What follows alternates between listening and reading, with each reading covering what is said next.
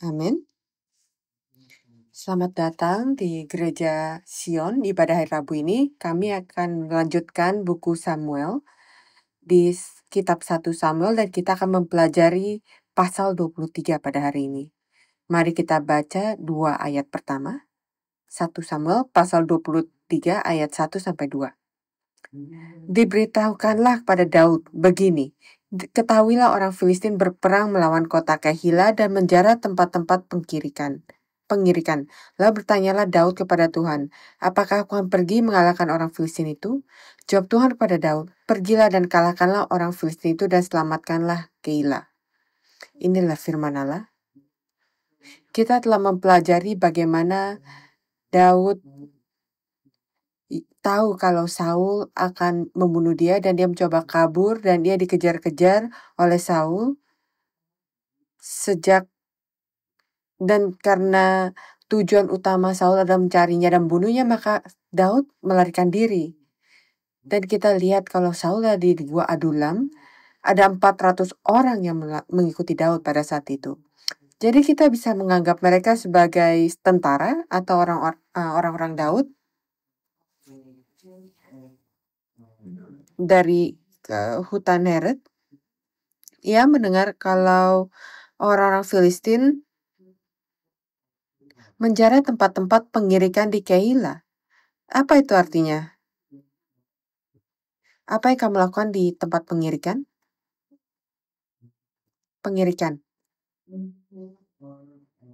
Pengirikan itu ada di tempat yang lebih tinggi di mana ada angin. Dan mereka mengirik. Setelah mereka memanen, mereka membawa hasil panen mereka. Dan mereka mulai memukul gandum-gandum itu, dan itu saatnya biji-bijinya itu terlepas dari kulitnya dan terpisah. Dan sisanya itu akan ditiup oleh angin dan meninggalkan hanya bijinya saja. Dan itu adalah bagian terakhir yang diperlukan sebelum kamu membawanya ke lumbung kamu. Jadi orang Filistin itu sangat jahat dan sangat egois. Mereka datang dan mereka mengambil produk terakhir, yaitu biji-bijian itu. Mereka bahkan nggak mau ambil yang masih ada padinya, tapi mereka mau orang-orang Kehila itu melakukan pekerjaannya, lalu mereka mengambilnya. Jadi betapa jahatnya akan perbuatan itu yang mereka lakukan. Jadi Daud bertanya kepada Allah. Hari ini kita akan melihat bagaimana apa yang terjadi pada Daud, dan kamu mungkin ingin mencoba menghubungkannya dengan kehidupan iman kamu, tapi ini melambangkan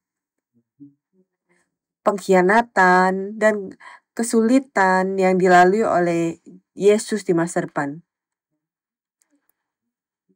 Dan melalui pasal hari ini, apa yang saya ingin kita pikirkan adalah kepemimpinan Daud. Itu yang pertama.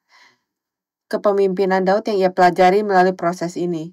Jadi untuk kalian yang merupakan pemimpin di pelayanan kalian, di sel grup kalian, atau di luar, di pekerjaan kalian, atau bahkan di rumah kalian, kita harus mempelajari kepemimpinan itu. Yang kedua, saya ingin kita berpikir hubungan antara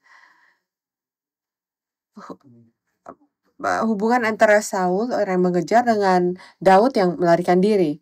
Apa hubungan dari mereka? Siapa pemimpin sebenarnya? Dan tentu saja kita udah tahu jawabannya ya. Tapi kenapa? Jadi mari kita lihat hubungan itu. Jadi Daud bertanya kepada Tuhan dan berkata, apakah aku akan pergi mengalahkan orang Filistin itu? Coba kamu pikirkan bagaimana doa Daud ini. Baik, apakah kamu akan melakukannya? Ingat, kamu sedang kabur. Kamu kabur untuk hidup kamu, dan sekarang kamu melihat seseorang. Ini tidak memiliki hubungan dengan hidup mereka secara langsung. Ada orang mereka itu sedang dicopet dan kamu pikir kalau kamu akan dibunuh dan orang ini akan dicopet, mana lebih buruk. Tapi Daud berpikir seperti ini. Jadi kenapa Daud memikirkan dan khawatir tentang orang-orang Keila? Karena kita lihat ketika Allah mengurapi Daud sebagai raja, Allah sudah menaruh ke dalam diri dia dan jiwa dia kalau kasih dan pengertian atas kerajaannya, atas umatnya. Jadi untuk kita bisa menjadi pemimpin, kita harus berdoa kalau Allah akan memberikan kita kasih itu. Pemimpin yang sebenarnya itu bukan tentang memimpin. Pemimpin yang sebenarnya itu adalah tentang mengasihi orang umat-umatnya. Jadi ia berdoa dan Allah berkata kepada Daud, "Pergilah, kalahkanlah orang Filistin itu dan selamatkanlah Keila." Kamu dapat jawabannya ya. Tapi Daud, orang-orang Daud berkata kepadanya, tunggu, kita takut di sini di Yehuda. Ingatlah, sedangkan di sini Yehuda kita sudah dalam ketakutan apalagi kalau kita pergi ke Keila melawan barisan perang orang Filistin. Jadi siapa? Kamu lebih setuju sama siapa? Kepada Daud atau kepada orang-orang Daud? Siapa yang lebih realistis di sini? Siapa yang lebih menerima keadaan realitas sekarang? Siapa yang lebih masuk akal? Orang-orang Daud masuk akal ya? Untuk berapa alasan? Saya bisa pikirkan setidaknya 3 alasan. Kamu bisa pikir berapa banyak alasan? Kenapa? Apa alasannya? Yang pertama, kita sedang kabur. Kita nggak ada di tempat di mana kita bisa menolong orang lain. Dan kalau kita ketahuan, karena Keila itu dekat dengan pusat, kita coba kabur dari pusat kan. Dan kita coba mencoba bersembunyi. Kita nggak boleh menunjukkan diri kita. Tapi kalau kita mulai melawan orang-orang Filistin, itu ada di berita di mana-mana. Setiap orang akan melihatnya. Dan Saul akan menemukan di mana kita. Nomor 2, alasan kedua. Saya lupa alasan ketiga, tapi setidaknya nomor 2. Apa alasan nomor 2?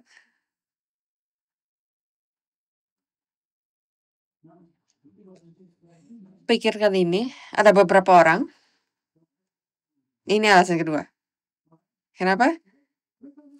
Kita bicara tentang orang Filistin di sini. Seluruh bangsa Yehuda mencoba melawan orang-orang Filistin setiap kali. Dan kecuali Allah menolong mereka, mereka kalah. Dan sini mereka memiliki berapa orang? Nggak cukup makanan, cuma 400 orang, dan mereka sedang lari. Nggak punya senjata, dan sekarang kita mau melawan orang-orang Filistin, masuk akal nggak? Alasan ketiga, kalau mereka sedang lari. Kalau nggak tempat bersembunyi lagi di Yehuda, mereka harus pergi kemana? Mereka harus pergi ke negara tetangga. Mereka harus berteman dengan orang Filistin. Mereka nggak boleh berantem dengan orang Filistin. Jadi setidaknya untuk 3 alasan ini, orang-orang Daud lebih masuk akal. Akan tetapi, setelah membaca ayat kedua dan ketiga, ayat kedua Allah bertanya pada Allah dan Allah berkata, pergi, lawan mereka. Ayat ketiga, orang-orang Daud memiliki alasan masuk akal dan berkata kita jangan pergi. Kalau kamu adalah Daud, apa yang akan kamu lakukan?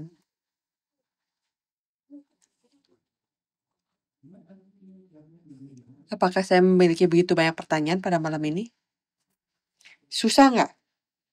Karena saya menjaga kamu dari ketiduran. Nggak terlalu nyaman kan?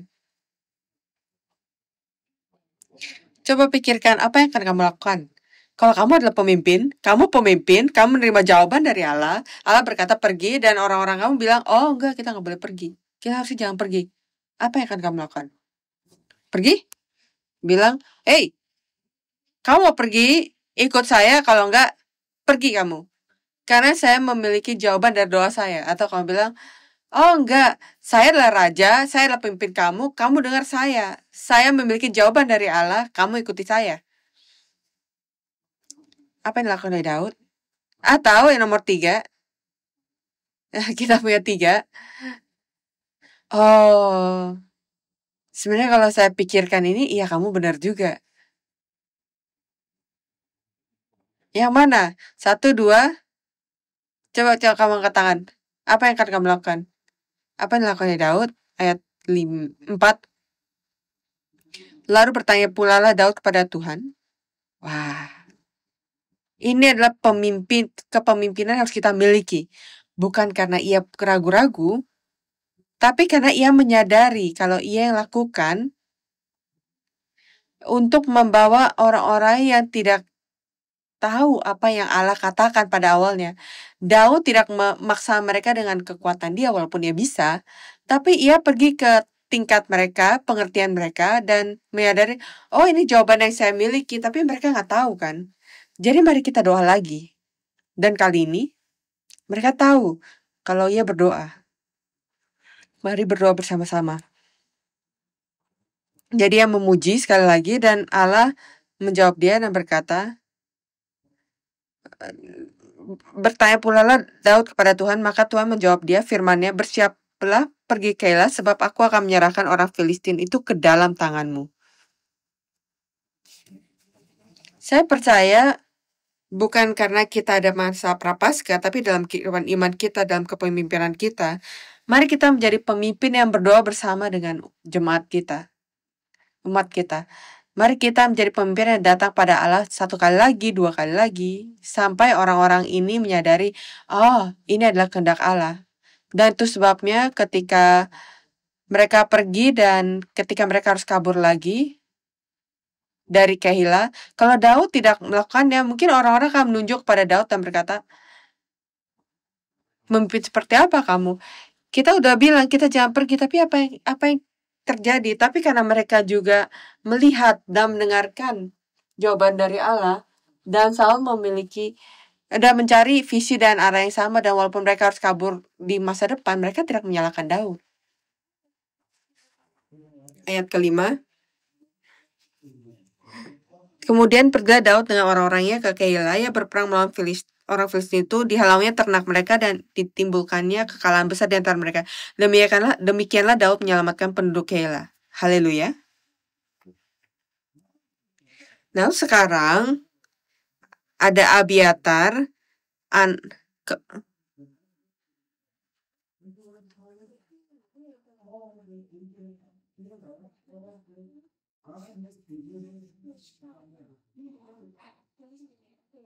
jadi ada orang yang memberitahu kepada Saul kalau Daud ada di Keila. Seseorang. Ya kan? Siapa? Pada Saul diberitahukan bahwa Daud telah masuk ke Keila. Lalu berkatalah Saul, Allah telah menyerahkan dia ke dalam tanganku. Jadi apakah Allah yang memberikan Daud kepada tangan Saul? Ini adalah iman Saul. Saya berdoa kalau kamu dan saya tidak memiliki iman seperti ini. Iman di mana mereka berpikir Allah menyesuaikan dengan saya. Jadi fokus Saul adalah membunuh Daud dan dia pikir kalau Allah akan menolong dia. Ia pikir ketika sesuatu terjadi, ia memberikan kredit kepada Allah untuk membantu dia untuk melakukan sesuatu yang jahat. Pada saat kita tidak melakukan kehendak Allah, tolong ingat, seseorang mungkin pernah berkata kepada kamu, tapi tolong ingat, kalau kamu tidak melakukan kehendak Allah, Allah tidak akan menolong kamu. Amin. Jadi kita harus bertanya kepada Allah, apakah kita berjalan ke arah yang benar, apakah kita melakukan kehendak Allah, dan sebelum bertanya kepada Allah, apakah kamu akan menolong saya? Karena kalau kita pergi ke tempat yang salah, tidak akan menolong saya. Ayat 8. Maka Saul memanggil seluruh rakyat pergi berperang ke Keila dan mengepung Daud dengan orang-orangnya.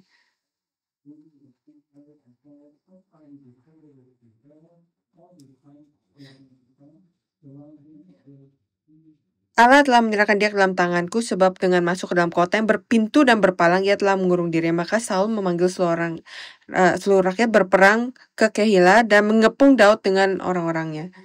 Jadi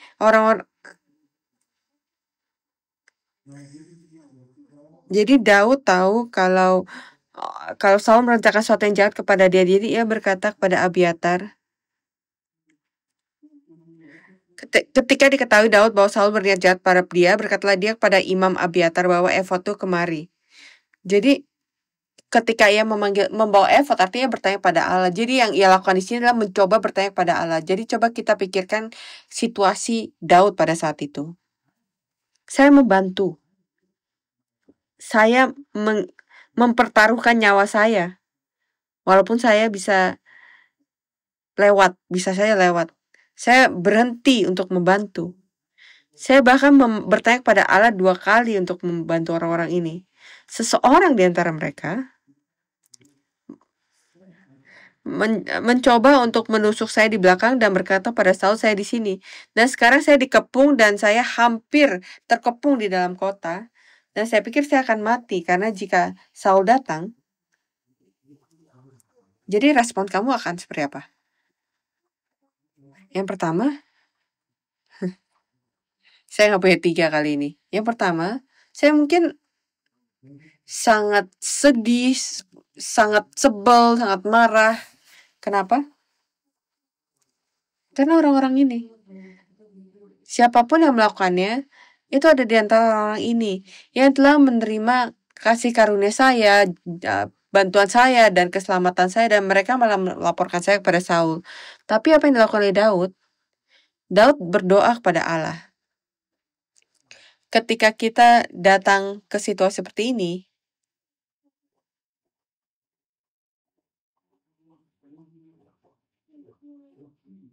adalah orang-orang yang menerima sesuatu, mungkin bantuan dari saya.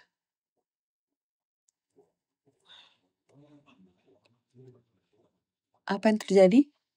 Pengkhianatan dari mereka, oleh mereka yang menerima bantuan dari saya. Tapi sepertinya Daud tidak terlalu kesel seperti yang mungkin saya rasakan. Dia bilang, bawalah efod itu kemari. Lalu dia berdoa kepada Allah lagi. Tuhan Allah Israel, hamba-Mu ini telah mendengar kabar pasti bahwa Saul berikhtiar untuk datang ke Kehila dan memusnahkan kota ini oleh karena aku. Kamu bisa nggak bayangkan doa ini? Bagaimana doa kamu? Apa kalimat pertanyaan kamu? Allah, lihat orang-orang ini. Mereka mengkhianati saya, jadi Allah hancurkan mereka. Atau setidaknya, Allah selamatkan saya. Apa yang saya lakukan? Apa yang saya lakukan? Kamu suruh saya melamatkan mereka, dan sekarang saya seperti tikus di dalam gentong. Saya akan ditangkap. Jadi apa yang harus saya lakukan? Tapi doa Daud bukan tentang dirinya sendiri. Doa Daud bukan tentang kebencian. Doa Daud khawatir tentang seluruh kota. Mereka mungkin dihancurkan oleh karena saya. Allah, tolong selamatkan mereka.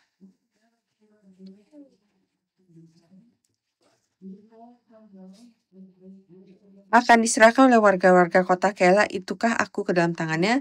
Akan datangkah Saul seperti yang telah didengarkan oleh hamba-Mu? Tuhan Allah Israel, beritahukanlah kiranya kepada hamba-Mu ini, jawab Tuhan. Ia akan datang.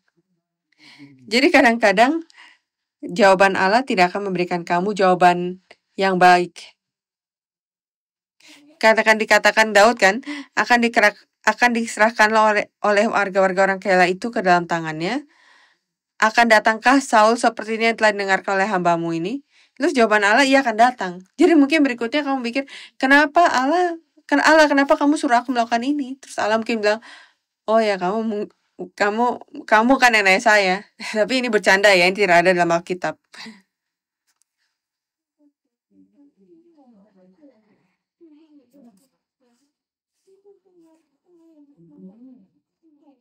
Ya,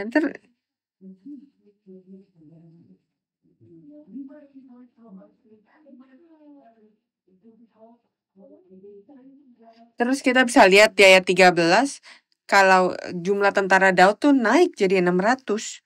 Itu naik dari 400 ke 600, kapan kita nggak tahu kan kapan. Jadi saya berdoa ini terjadi pada kita juga ketika kita segala sesuatu itu ditambahkan kepada kita.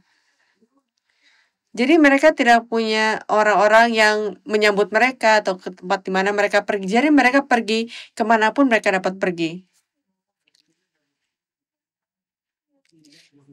Lalu bersiaplah Daud dan orang-orangnya, kira-kira 600 orang banyaknya. Mereka keluar dari Keila, pergi kemana saja mereka dapat pergi. Apabila Saul diberitahukan bahwa Daud telah meluput diri dari Keila, maka tidak jadilah ia maju berperang. Maka Daud tinggal di padang gurun, di tempat-tempat perlindungan. Dia tinggal di pegunungan di padang gurun Zif. Dan selama waktu itu Saul mencari dia, tetapi Allah tidak menyerahkan dia ke dalam tangannya. Bagaimana baiknya kalau kita atau Saul mencari Allah setiap hari kan? Tapi Saul mencari dia setiap hari untuk membunuhnya, tapi Allah tidak menyerahkan dia ke dalam tangannya. Ini adalah kasih karunia yang dirasakan oleh Daud pada saat itu. Tidak peduli betapa setan mencoba untuk membunuh dia. Kalau Allah tidak mengizinkan,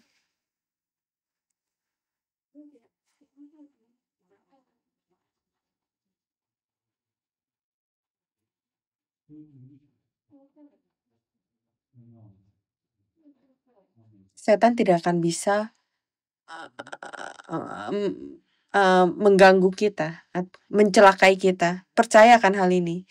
Ia menyadari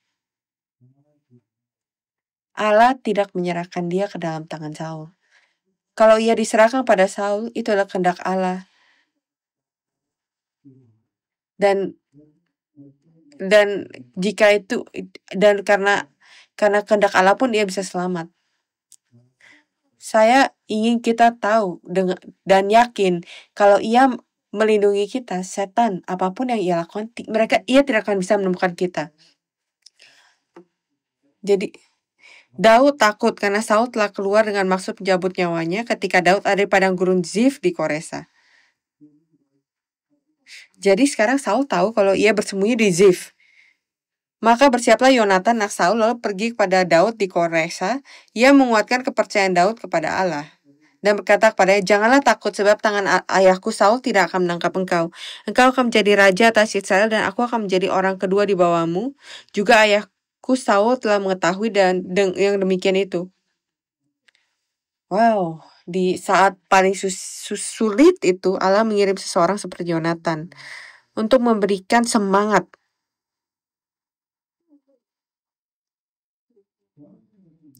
Yonatan tidak berbohong. Yonatan tidak mencoba untuk menghibur dia.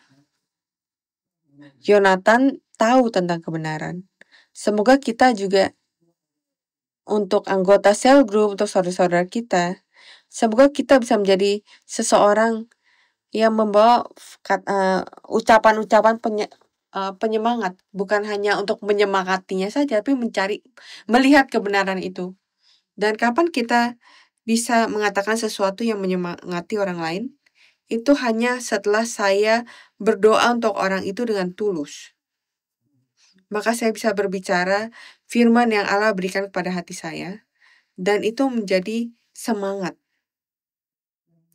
Dan saya benar-benar berdoa. Saya ingin meminta semua orang di sini dan anggota-anggota gereja Sion. Semoga kita bisa mengambil kesempatan dari masa prapaskah ini untuk benar-benar berdoa satu dengan yang lainnya. Coba lihat list dari anggota sel group kamu. Kalau udah selesai, kamu pinjam daftar sel group yang lain. Dan mari kita setidaknya 1 atau 2 setiap hari. Atau 3 setiap hari. Berapa banyak pun yang kamu mau. Apakah kamu tahu orang itu dengan baik atau tidak? Apakah kamu menyukai orang itu dengan baik? Atau bahkan jika kamu tidak suka orang itu. Saya harap kamu tidak punya seseorang yang kamu tidak sukai. Tapi bahkan jika ini adalah orang yang tidak kamu sukai, mari kita coba untuk benar-benar berdoa untuk orang itu. Kamu tidak perlu datang ke orang itu dan berkata, oh ya saya doakan kamu. Jika Allah tidak memberikan kamu kata-kata penyemangat, kamu tidak perlu berbagi dengan mereka. Tapi setidaknya mari kita berdoa untuk satu dengan yang lainnya di dalam gereja kita. Kemudian dua orang itu membuat perjanjian di hadapan Tuhan. Dan Daud tinggal di Koresas, tapi Yonatan pulang ke rumahnya. Jadi orang-orang Zif, siapa orang-orang Zif itu? Orang-orang Zif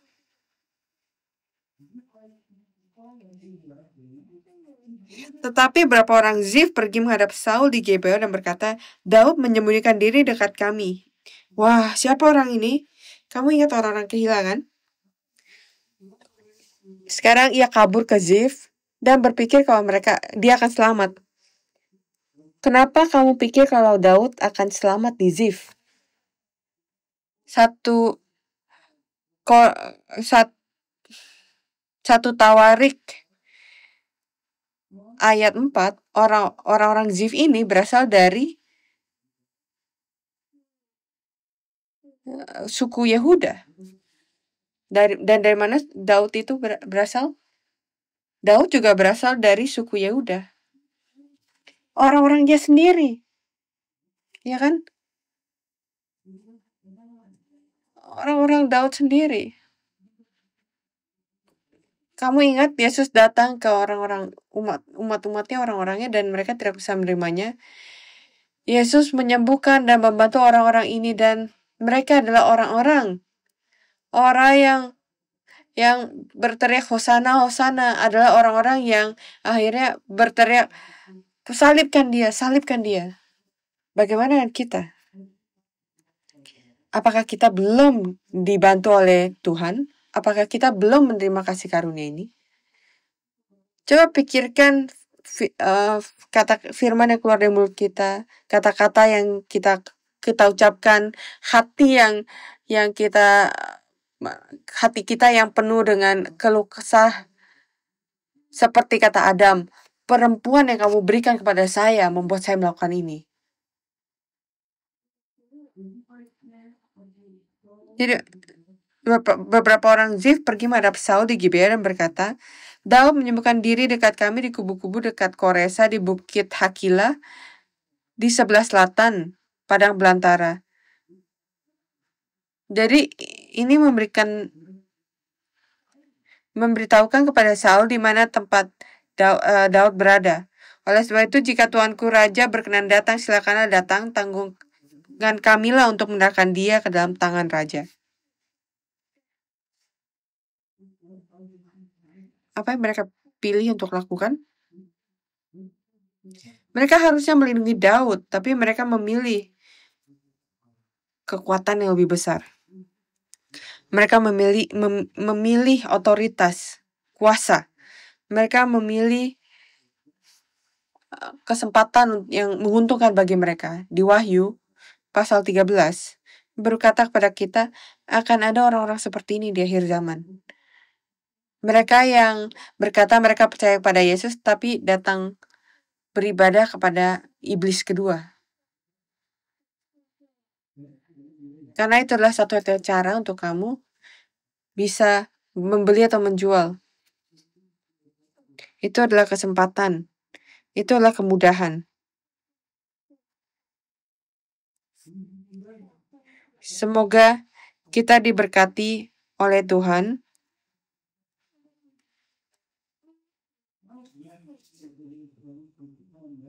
Berkatlah Saul, diberkatilah kiranya kamu oleh Tuhan karena kamu menunjukkan sayangmu kepadaku. Ini adalah kesalahan ya, karena ia berkata seperti ini. Kita harus bertanya apakah kita melakukan ini karena keinginan kita sendiri atau kebenaran kita sendiri. Apakah kehendak saya sendiri, apa yang saya mau, ini yang saya inginkan, atau ini benar-benar berasal dari Allah. Dan ketika sesuatu yang baik terjadi, kita berkata, Tuhan itu baik karena ia melakukan apa yang saya mau. Itulah pikiran dari orang-orang Kanaan yang beribadah kepada dewa-dewa Kanaan. Baiklah pergi, carilah kepastian lagi, berusaha mengetahui di mana ia berada dan siapa yang telah melihat dia di sana. Sebab telah dikatakan orang kepadaku bahwa ia sangat cerdik. Berusahalah mengetahui segala tempat persembunyiannya, kemudian datanglah kembali kepadaku dengan kabar yang pasti, dan aku akan pergi bersama-sama dengan kamu. Sungguhnya jika ia ada di dalam negeri, maka aku akan meneliti dia di antara segala ribuan orang Yehuda. Saul benar-benar memastikan.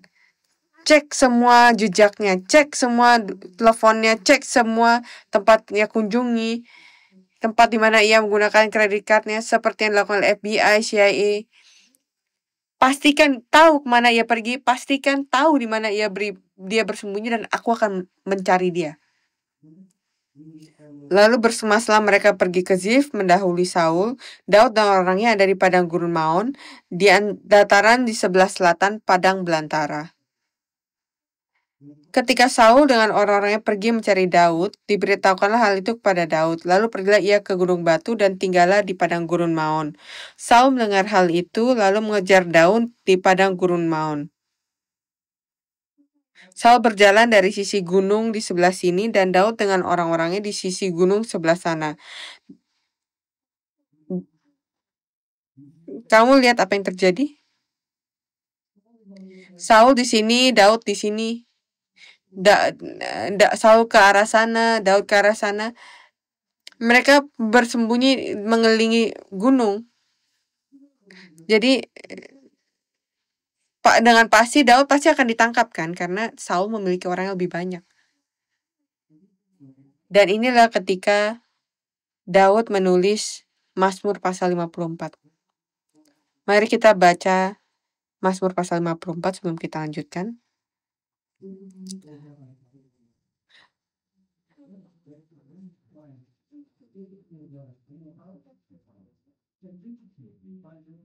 Ya Allah, selamatkan aku karena namamu. Berikanlah keadilan kepadaku karena keperkasaanmu. Kadang-kadang kita lelah karena pekerjaan setan, karena mereka mengejar kita setiap hari. Kamu merasakan seperti itu kan? Maka baca Mazmur pasal 54 dan jadikan ini menjadi doamu. Ya Allah, dengarkan doaku, berilah telinga kepada ucapan mulutku, sebab orang-orang yang angkuh bangkit menyerang aku. Orang-orang yang sombong ingin mencabut nyawaku. Mereka tidak mempedulikan Allah. Selah. Sesungguhnya Allah adalah penolongku. Tuhanlah yang menopang aku. Biarlah kejahatan itu berbalik pada seteru-seteruku, binasakanlah mereka karena kesetiaanmu. Dengan rela hati aku akan mempersembahkan korban kepadamu. Bersyukurlah sebab namamu baik ya Tuhan. Sebab ia melepaskan aku dari segala kesakan dan mataku memandang musuhku.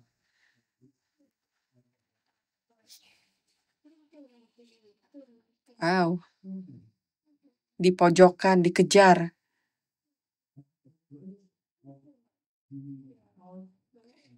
Dan di ujung tanduk ia akan ditangkap atau dibunuh. Ia memiliki doa seperti ini kepada Allah. Allah, kamu adalah satu-satunya yang bisa menolong saya. Ya. Mataku memandangi musuhku. Semoga doa ini menjadi doa bagimu. Dan semoga Allah keselamatan menjadi Allahmu.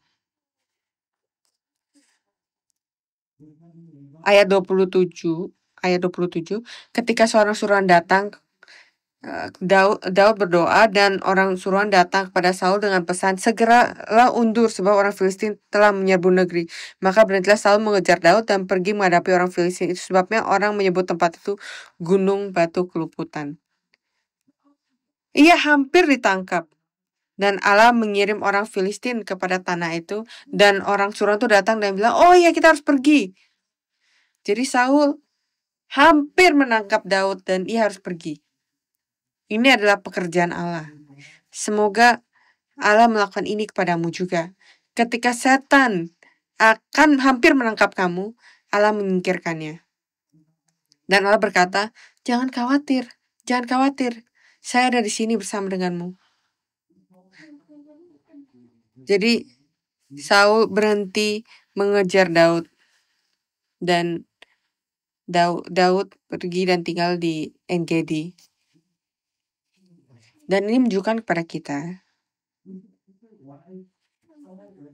Kamu lihat kenapa Saul pergi ke Keila. melawan kenapa Daud pergi ke Keila. Daud ingin menyelamatkan orang-orang, Saul ingin membunuh Daud. Mari kita pelajari kepemimpinan ini seperti Daud. Mari kita juga belajar untuk percaya kepada Allah. Dan Daud mulai saat ini, bahkan setelah ia menjadi raja, ini adalah latihan. Bahkan setelah ia menjadi raja, setiap hal yang ia harus lakukan, setiap tantangan, setiap pertanyaan, apa yang ia lakukan dulu? Ia datang pada Allah untuk berdoa dulu.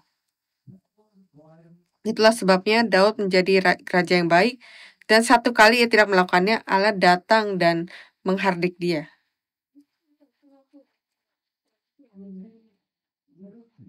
Mari kita berdoa satu dengan yang lainnya. Doakan untuk saya juga. Doa untuk evangelis, missionary. Doakan untuk penetua wanita. Dan berdoa untuk satu dengan yang lainnya. Kalau kita akan menjadi pemimpin dan pengikut dari Kristus. Dengan doa. Untuk segala hal.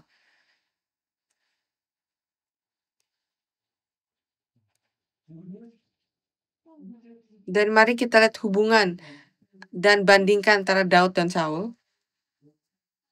Saul mencoba untuk membuat Allah sesuai dengan keinginannya. Jadi mari kita membuat Allah seperti itu pada dan Daud, walaupun ini susah, kamu pikir ia mau pergi menyelamatkan orang-orang Keila dalam situasi dia? Enggak kan? Tapi ia berdoa kepada Allah, dan ketika Allah berkata pergi, ia pergi. Kamu bisa lihat di mana bobotnya. Untuk Daud, bobotnya adalah di mana kehendak Allah. Untuk Saul, bobotnya adalah apa yang saya mau. Bagaimana dengan kita? Bagaimana dengan kita? Orang percaya seperti apa kita? Apakah kita mencoba untuk membawa Allah dan memberikan kepada Allah persembahan, memberikan kepada Allah satu doa, waktu, dan bertanya kepada Allah, Allah saya mau ini. Atau kita adalah tipe yang cukup dewasa untuk berkata, Allah, apa yang kamu mau? Apa yang bisa saya lakukan untuk kehendak-Mu? Dan apakah kita siap melakukannya ketika Allah berkata pergi? Jadi pada saat ini, saya ingin kita berdoa. Peris akan keluar dan memimpin kita dalam doa. Tapi saya ingin kita benar-benar berpikir akan hal ini dan berdoa. Doa Allah iman seperti apa yang kita miliki. Dan segala pengkhianatan dari orang yang menerima kasih karunia dan bantuan dari saya, dari orang-orang yang saya percayai.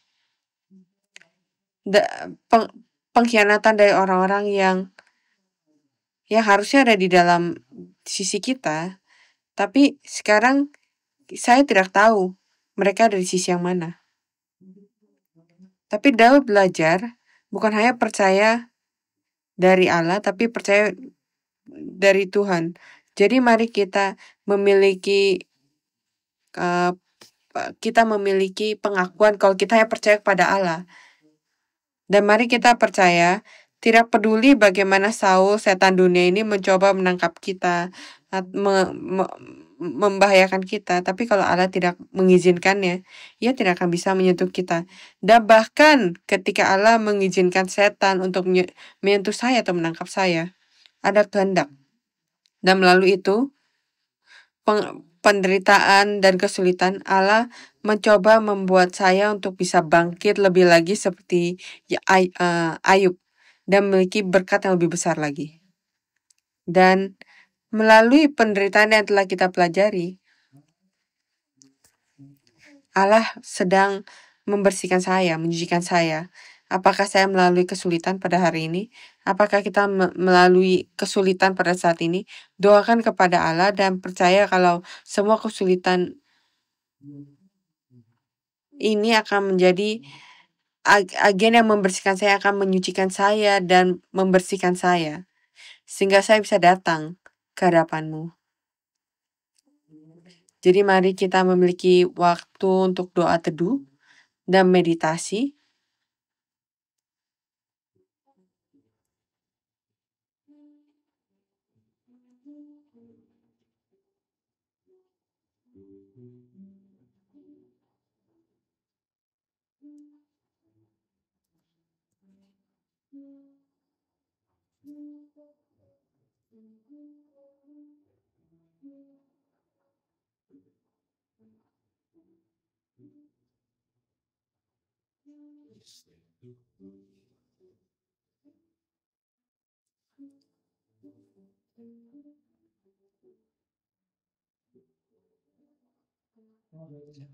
Bapa, kami baru mempelajari tentang Daud dan bagaimana ia dikhianati.